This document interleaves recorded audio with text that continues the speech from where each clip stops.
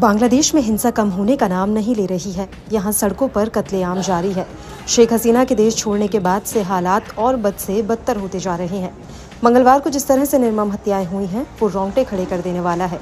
देश में जारी हिंसा के बीच देश भर में 20 आवामी लीग नेताओं समेत 29 लोगों के शव मिले। बताया जा रहा है कि एक्टर शांतो खान के प्रोड्यूसर पिता सलीम खान हसीना की पार्टी आवामी लीग से जुड़े थे। उन्होंने शेख हसीना के पिता मुजीबुर रहमान पर बनी फिल्म प्रोड्यूस की थी।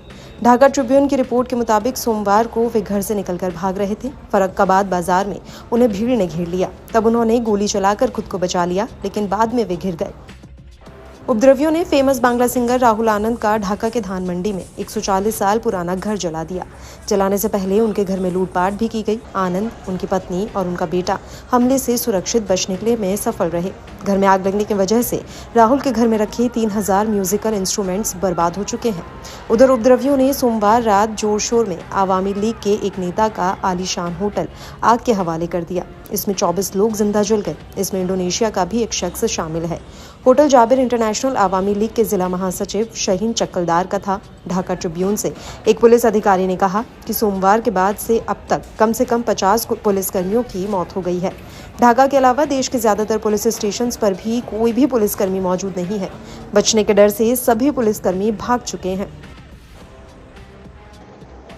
कोमिला में भीड़ के हमलों में कम से कम 11 लोग मारे गए। अशोकतला में पूर्व पार्षद मोहम्मद शाह आलम के 3 मंजिला घर में उपद्रवियों द्वारा आग लगा दिए जाने से 6 लोगों की मौत हो गई।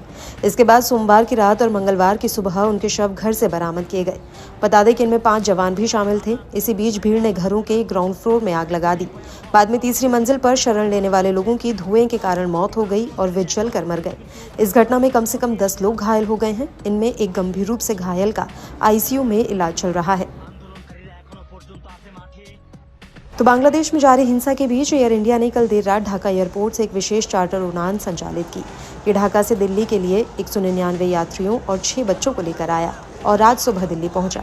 ये जानकारी एयर इंडिया के सूत्रों ने दी है। ढाका ट्रिब्यून की खबर के मुताबिक आंदोलन में मारे गए लोगों के परिवारों और घायलों के लिए 11 सूत्रीय मांगे रखी गई हैं, जिनमें फूड कार्ड कार्यक्रम के तहत आयु के आधार पर स्नातकोत्तर तक के सभी छात्रों को 2000 से 3000 टका प्रति माह अनुदान देना, नौकरी के इच्छुक लोगों को 3000 टका बेरोजगारी भत्ता देना और प्रभावित परिवारों का शीघ्र पुनर्वास करना शामिल है। मांगों में निजी विश्वविद्यालय में छात्रों को सीधे सरकारी छात्रवृत्ति देना और शेख हसीना परिवार के विभिन्न व्यक्तियों के नाम पर स्थापित शैक्षणिक संस्थान का नाम बदलना भी शामिल है।